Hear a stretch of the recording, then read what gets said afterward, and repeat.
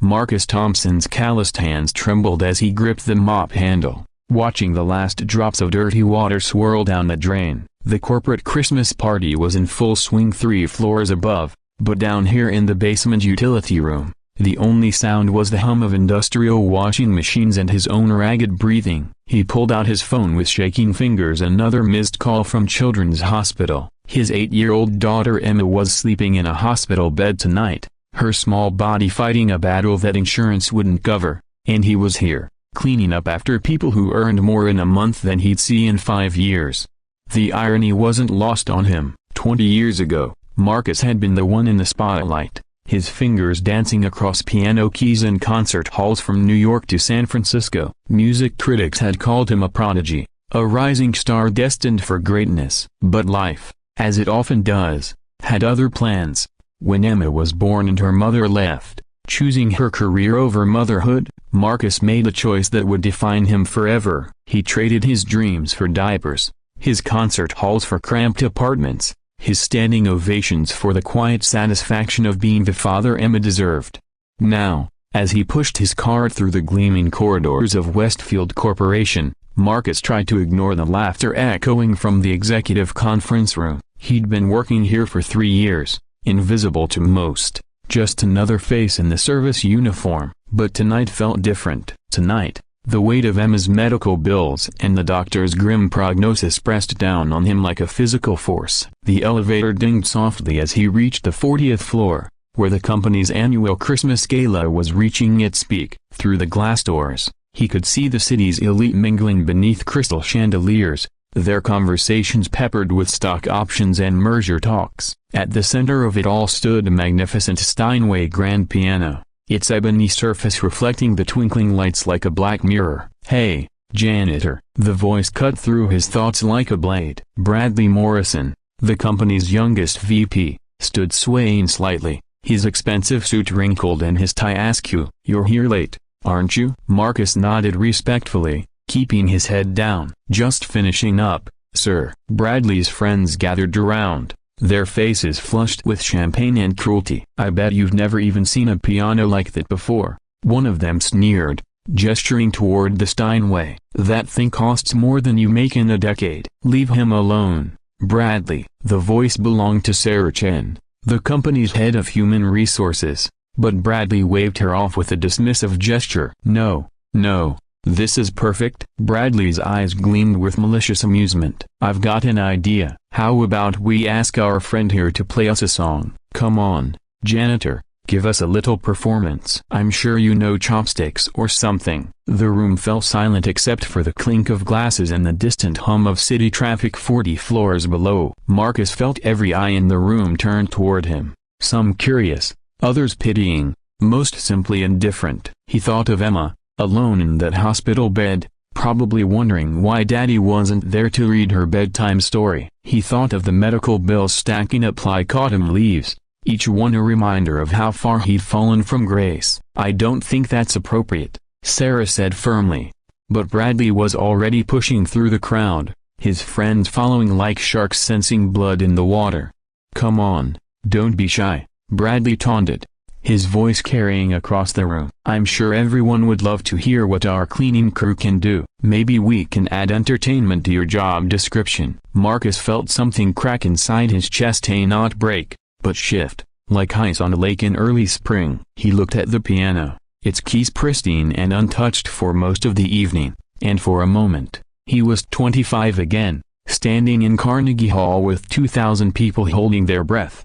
"All right," Marcus said quietly, his voice barely above a whisper. "I'll play something." The crowd parted as he walked toward the piano, his work boots silent on the marble floor. He sat down on the bench and adjusted it slightly, muscle memory guiding his movements. His hands hovered over the keys for a moment, and in that silence, he could hear Emma's laugh from last Christmas morning, before the diagnosis, before their world turned upside down.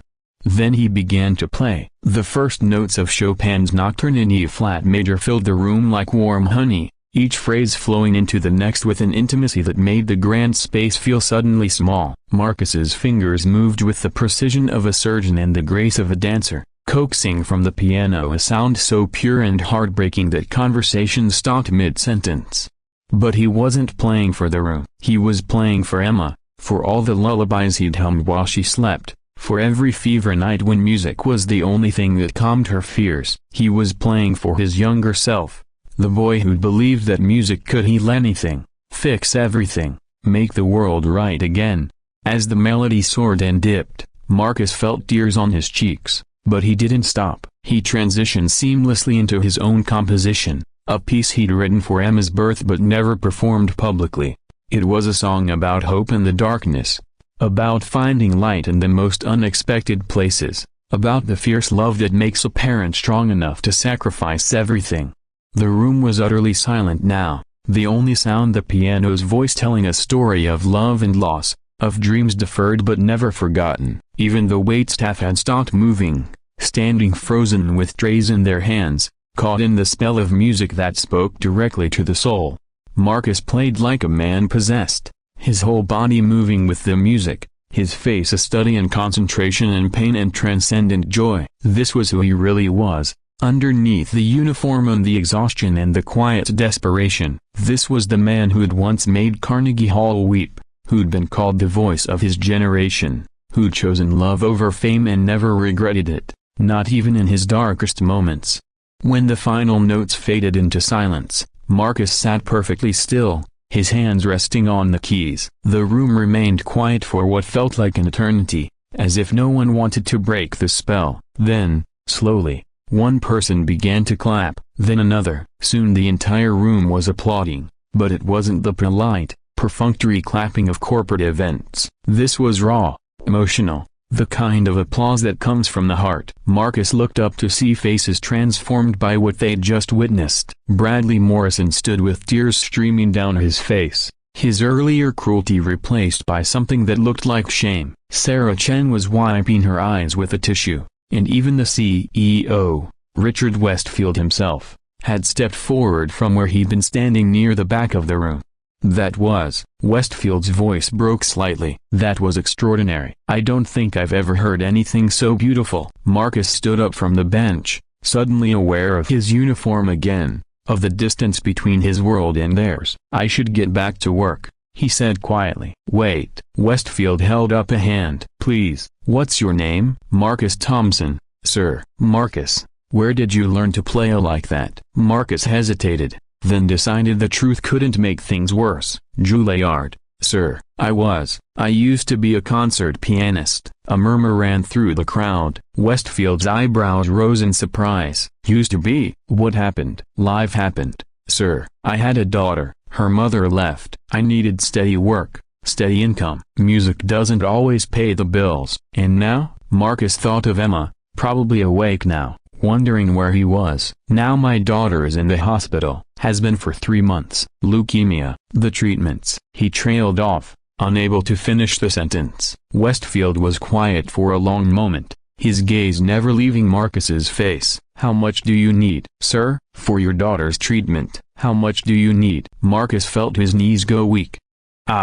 I couldn't ask you to. You're not asking, I'm offering. The company has a charitable foundation. We help employees in crisis situations. Westfield's voice was gentle but firm. How much? The experimental treatment she needs. It's not covered by insurance. About $200,000. The number hung in the air like a challenge. It was more money than Marcus had ever imagined having, more than he could earn in years of mopping floors and emptying trash cans. Done, Westfield said simply. Sarah, make sure Marcus has access to our best health insurance plan, effective immediately, and I want you to coordinate with our foundation to cover all of Emma's medical expenses, past and future. The room erupted in applause again, but Marcus couldn't process what was happening. This couldn't be real. Things like this didn't happen to people like him. There's something else, Westfield continued. Marcus, would you be interested in teaching piano? We have a community outreach program, working with underprivileged kids. The pay is significantly better than your current position, and it comes with full benefits. Marcus felt his legs give out, and he sank back onto the piano bench.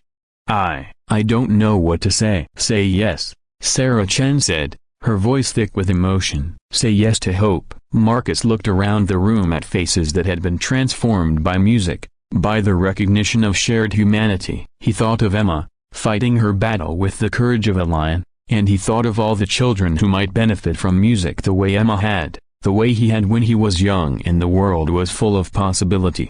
"Yes," he whispered, then stronger, "yes." The party continued long into the night, but it was different now. The conversations were deeper, the laughter more genuine. People approached Marcus throughout the evening, some to share their own stories of struggle and redemption, others simply to shake his hand and thank him for reminding them of what really mattered.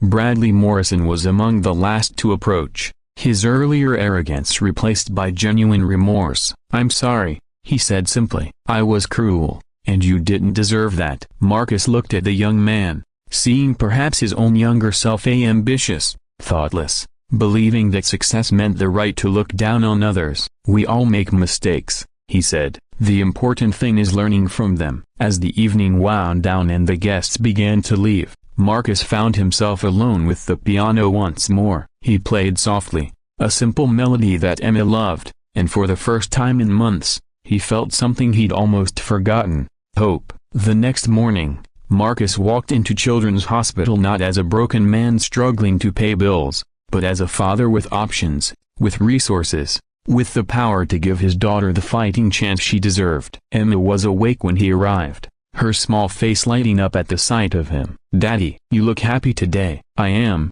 sweetheart. I have some good news." As he told her about the experimental treatment, about the new job, about the kindness of strangers who had become friends, Emma listened with the wisdom of a child who had learned too young that life was precious and unpredictable. "Will you still play piano for me?"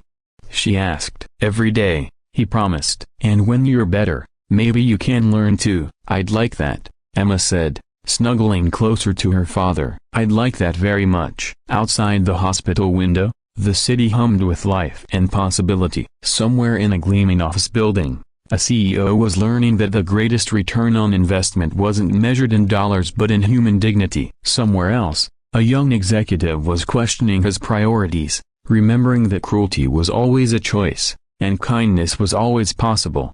And in a small hospital room, a father held his daughter close and hummed a lullaby that spoke of second chances, of music that heals, and of love that makes miracles possible. The melody drifted through the halls, carrying with it the promise that sometimes, when the world seems darkest, all it takes is one person brave enough to play their truth, and everything can change.